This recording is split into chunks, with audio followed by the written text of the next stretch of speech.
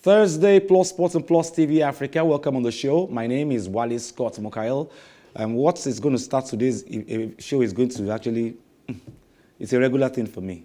The 17-man committee set up by the Federal Ministry of Youth and Sports Development to develop a master plan to develop football in the country will be inaugurated today in Abuja. Now, the ministry unveiled the committee in September following the charge by the President, Major General Muhammadu Buhari, retired, to football stakeholders to produce a 10-year football development master plan for the country. Now, members of the committee include ex-internationals Emmanuel Babayaro, Sunday Olise, and Olusegun Odegbami. Others are Ikedi Isiguzo, Adoke Amesi Emeka, Musa Hamedu, Bode Durotoye, John Opubo, Ayo Midiran, Ogbu Ojiabo, Tobechukwu Okigbo, Ade Ojekere, Ibrahim Galadima, Mohamed Sanusi, Tony Nacheta, Yemi Idowu, and Mohamed Daba Umar Farouk. All of my life, Mukael, they have always formed a committee to arrange a 10-year plan, a 15-year plan, sometimes a 40-year plan for different things, not only football in Nigeria, for different things. And the committee always comes up with something. They stay in big hotels and eat our Commonwealth, and then eventually they go back home. Some of the committee conclusions come out, some never do, but eventually the same thing still stays. We always stay at status quo, really. Yes, I think the committee model has become a corrupted and bastardized model for us in Nigeria. Unfortunately, usually when a committee is set up, you understand that the government is taking the matter seriously. And that has been the perception they want to give us without actually doing anything. The reports, like you said, sometimes aren't released, and even when they are, but another thing though, even when they are, my question is, what are we doing in the sports journalism? What are we doing to shine a light on the nitty-gritties, the details, the minutiae of these committee reports? What recommendations are they bringing out, and are we following up on what next steps they're taking to implement those recommendations? We spoke last time on the show, Mukail and I, we spoke about the fact that when we're growing up, Ajegunle was referred to every derogatory name in the book, from black spot to slum to ghetto. Ajegunle as a word became a pejorative for the slum projects, anywhere you would expect that people with the least amount of means live and the most amount of criminal behavior exists. Yeah, but despite all, some people there have made Nigeria proud. And that's why the inaugural Ajegunle Football and Sports Golden Awards will hold on December 4th, 2021 at the prestigious Abayomi Hall at the Orege area of Ajegunle. The organizers, Kobe's Global Multidimensional Projects Limited, have informed us. Now, in order to celebrate the exceptional contributions and accomplishments of those who have inspired and or brought recognition to Ajegunle town through sport, Kobe's Global Multidimensional Limited is set to host the maiden edition of its Ajegunle Football and Sports Golden Awards to honor their heroes past and present. The history of sports, especially football in Nigeria, can never be complete without the mention of Ajegunle, a ghetto town in Ajeromi, Ifelodun, LGA of Lagos State, where many Nigerian legends of various sports emerged from and attained prominence. According to the organizers, the maiden Ajegunle Football and Sports Golden Awards will honor a deserving 22 award recipients. And already confirmed as press time includes some former Nigerian senior and youth international of Ajegunle extraction. Emmanuel Amunike, Jonathan Akoborie, Ikpe Ekong, Ifeanyi Udeze, Monday Odiaka, Peter Niketia, and Tarila Okorowanta. Others who will be decorated on December 4th are Edema Benson, Alfred Poto, Gabriel Okolosi, Ambrose Duru, Samson Ajigbevi, Tony Donwa, Stephen Obarowe, Matthias Enebeli, and Felix Amatere. Okay, now I've got the organizer of this event, Prince Ogaga Wowo, via Zoom on the show today. Prince, welcome on the show. Yeah, thank you so much for having me here live on Plus Sport TV. Now, Prince, like I said earlier on the show on Tuesday, I said in the years past, Ajegunle was referred to as different bad names in the world, from black spots to ghetto to slum. But some of them out of nowhere have made the world proud, not only Nigeria. And now you have thought of coming up together and said, okay, good, all of you from Ajegunle who have done us proud should be awarded. What brought this up? How did you think of this? I've always had it in mind, whenever I'm working with my team, I always had it in mind to look for a way to always motivate and, see how to get them to be 100% productive, you understand? And the best way to do that is to motivate. And one of the ways to motivate people to do great things is to honor them, you understand? To recognize them. So we have a lot of people, a lot of veterans in Ajegunle that have actually tried one way or the other in their own little capacity to change the narratives of what the media has done to Ajegunle, you understand? So what we're trying to do in Kobe's is to actually tell them thank you, recognize them, give them an award, and make them feel very comfortable on that day of the award. So basically, what we're trying to do is to use this medium to also tell the younger generations in Ajegunle that, come on, it's that time you guys step up. We have people that have done their best, you understand, to rewrite the story of Ajegunle out there, you understand? So we have to take up the mantle from them. So we're not just trying to celebrate the legends or the people that have done well, we're also using the platform to encourage the younger generations coming up that, okay, one day I'll be celebrated, one day I'll be given an award, one day I'll be somebody will be telling me thank you for adding your own quota to, changing the narratives of the community, and also which also reflect the nation at large. You understand? So that's one of the reasons why we try to do it, to encourage people and to also tell the veterans, thank you for, sacrificing all your time, so when you are at your peak, you gave your best to rewrite to put the name of Ajegunle on the limelight and to let people know that Ajegunle is not always what people talk about. Because I always tell people Ajegunle is the hub of creativity, it's the hub of talent of this country. And we've produced a lot in terms of entertainment, in terms of sports, and so many other areas of the Nigerian economy we've actually contributed. So this platform, this award ceremony is to say thank you to the veterans and at the same time encourage the younger generations that, come on, you guys one day will be celebrated. Keep doing what you're doing. Before I let you go from your busy schedule, have all the guys who are supposed to receive awards already aware, and will they be there? Yes, a lot of them are aware, or everybody's aware. Everybody that's receiving the award have received their letter, and they are aware that they're going to be given an award in their community where they were born, or some of them were born there.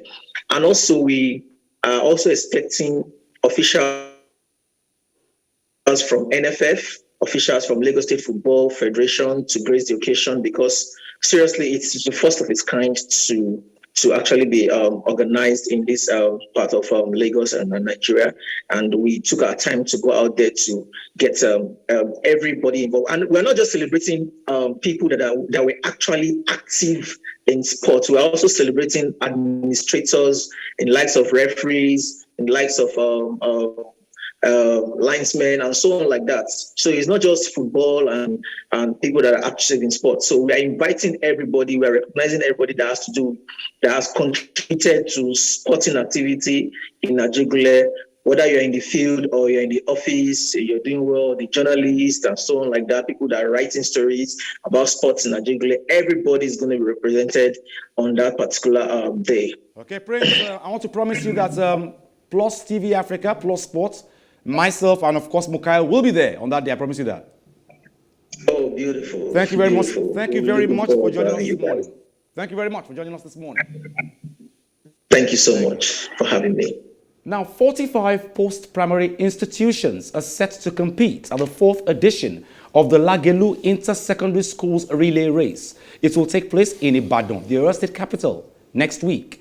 Tunde Olawuwo made this known during a press conference to herald the events at the Obafemi Awolowo Stadium, formerly the Liberty Stadium. According to him, this year's edition will be in conjunction with the Federal and Oyo State Ministries of Youth and Sports to discover new talents. They will in turn be trained by the Athletics Federation of Nigeria, AFN. Now, Southwest Coordinator of the Federal Ministry of Youth and Sport, Femi Ajao, said it's the vision of the ministry to discover talent and groom them for national glory. Sport does not exist in a vacuum. It's a reflection of the society. For instance, you and I know that there are some maybe 2 or 3 bedroom bungalows that have become schools today, especially private schools. I mean, where are you going to carve out a playground? Our athletes will not be streamed out and bring embarrassment again in coordination. It starts from a grade. If you start to incorporate into them right now, that it's not a good at all costs. You compete according to ability, and no overage player should be sent to any competition. The children will imbibe the value, and it's going to go a long way to help them in any other sphere of life. Talents that will be discovered from this particular program, they are ready to absorb into the state athletics program. This is my 4th edition in Ibadan. 1st, 2nd edition. We've had a series of students that are withdrawn. Yes. Now, Mukaele, it's a norm in Nigeria. We buy the biggest things, we can build the biggest things. The jam question is maintenance. It's not about us having this, we have brilliant ideas. How do we, Oyo State wants to work on sports, young lads and ladies, and they want to groom them for the future. So everybody says in every state. I spoke to one of the contestants in the sports festival. She was from Bayelsa, she's a swimmer. And when I spoke to her, and I was like, what next? You know, she had this look on her face like, what next what? As in, I came here to actually compete and make my money and go home. You know, she didn't see it as a stepping stone to making a career. She didn't see herself being an Olympic medalist for Nigeria in future. It was about her coming there for Bayelsa State, making money, and going back home. And then I was like, but what do you think about Olympics? Say, well, these things don't never come our way. When it's time for trials, nobody calls them, nobody sends for them. They don't know about it. They read it on the radio, they hear it on radio and watch on TV too, like every other person. And that she went home from the event, swimming event, with 13 medals, 8 of them gold. How can a lady like that be forgotten after the sports festival? 13 medals, 8 of them gold, all from swimming. We don't do well in swimming, and there are 114 swimming medals in swimming alone at the Olympics, 114 medals. And then we have a young lady like that who can actually win 13 medals, 8 gold in our festival, and she doesn't know when the trials are going to take place. She's only come there to make money and leave. With that's also much. She's going back home with so much talent. In other countries like America, she's not going anywhere. She's just been lodged in a boarding school and she's going to be there like all her life, all her swimming life, really. Unfortunately, our problem in this country seems to be orientation. You see, you don't get credit for being the guy who maintains something that someone else built. Politicians want to plaster their names onto new projects so that they can say they left a legacy. And it was the guy who came after them who didn't maintain it. But the guy who came after them wants to do the exact same thing. The orientation part of it is that even our youngsters, even our young talented athletes at secondary school level who should have the opportunity to be taken in for specific academies that focus on grooming the talents, the prodigious talents that they have, unfortunately don't exist. Anywhere else in the world, a child goes to school, there's an expectation that he or she should have extracurricular activities, which might open a different path forward. Education is good. Regular Western education is recommended by parents, by teachers, by the government, but it's not the only thing that can open a path forward. True. And unfortunately, sports is still very much marginalized. The possibilities that sports can open up doors for you are still very limited and considered as not a sure thing, a guarantee that can offer you a great life after. Well, now, Paul George, Reggie Jackson, and Nicholas Batum all scored over 20 points as the Los Angeles Clippers held off the Portland Trail Blazers in the NBA.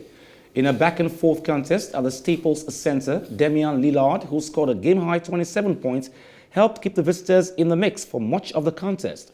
But the Clippers weren't to be denied their 5th straight win, which sees them improve to a 6-1 on the season. Now, Portland needs to improve their form on the road if they are to climb the Western Conference standings. They have yet to win in 5 games away from the Moda Center. I am very disappointed. What is wrong with Portland? Their form on the road has been terrible. And I pity Lillard because he's trying so hard, but it's like he's alone in the team.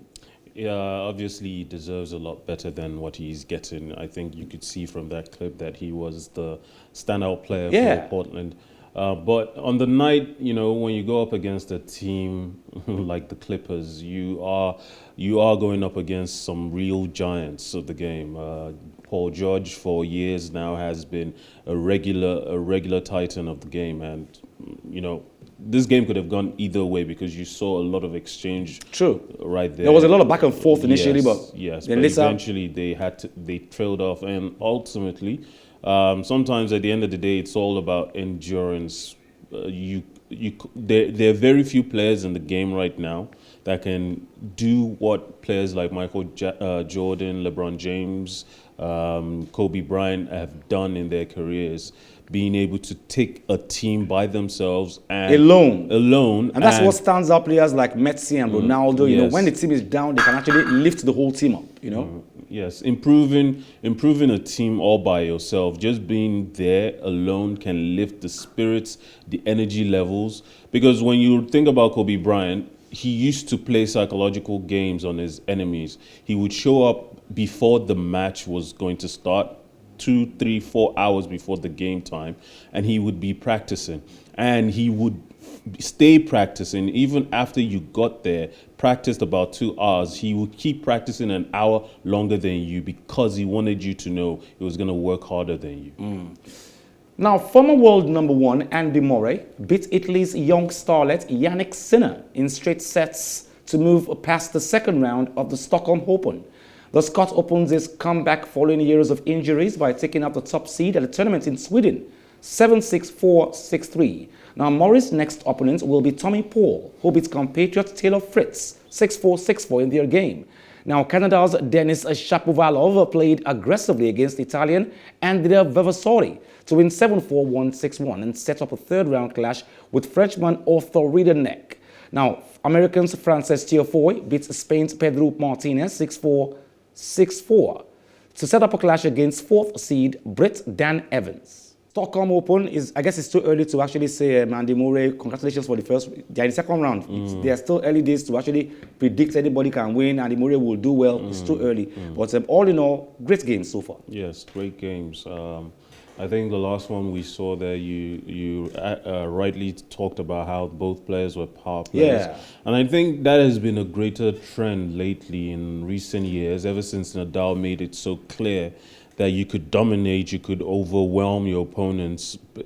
Technical players like Federer, like Djokovic, you could outmaneuver them with just strength, strong, powerful serves that could establish a stronghold in the game early, and before you lose your energy, before the opposition is able to you are too far ahead. Yeah, too far ahead. And now we're seeing a lot of players like that, but at the same time, we're still seeing players like Zverev, like Tsitsipas, Medvedev, Berrettini, who are finding ways to complement technique with power and power with technique. Okay. Now, any official protest zones at the Beijing Winter Olympics will depend on local public health measures against COVID-19 at the time of next February's games, the head of the IOC's Coordination Commission said on Tuesday. Now, human rights activists have targeted the February 4 to 20th games over China's treatment of Uyghurs and other Muslim minorities in its northwest. China rejects accusations of crimes against humanity and genocide. At the 2008 Beijing Summer Games, 3 designated demonstration zones were set up in public parks, although none saw any protest. Jean-Antonio Samaranch, the International Olympic Committee's Coordination Commission chair for Beijing 2022, has said the right to protest was enshrined in the host city contract. International visitors are banned from attending the games, but unlike this year's rescheduled Tokyo 2020 Olympics, where all fans were ruled out due to the pandemic, locals will be allowed in. IOC Sports Director Christophe Dohe joined Samaranch for the webinar with reporters, with both facing questions about human rights and defending the need for the games to go ahead. Quickly, Bukhari, I guess it makes a lot of sense. You arrange a space for people to you can actually protest. It's allowed. They say it's enshrined in the contract, constitution of the Beijing 2020 Games. However, you must follow COVID-19 restriction. You must. Yes, it's a good. You can protest. It's all right. It's fine. It's a good compromise, a good middle ground for both parties, because I'm sure Beijing doesn't really want any protests whatsoever. They want to put their best image forward for the world. But at the same time, there are issues going on in Beijing, in China, and you can't stop the protest. That you cannot ignore. It's their right. And yes. Yes. Okay, thank you very much, Mukail. Always. Thank you very much, Prince Agogo. He joined us on the show, the organizer of the Ajegunle Gold Sports Awards. Join us same time tomorrow, same station, Plus Sports and Plus TV Africa. My name is Wale Scott. Like I always advise you at the end of every show, if not for anything, at least for your heart, do some sports.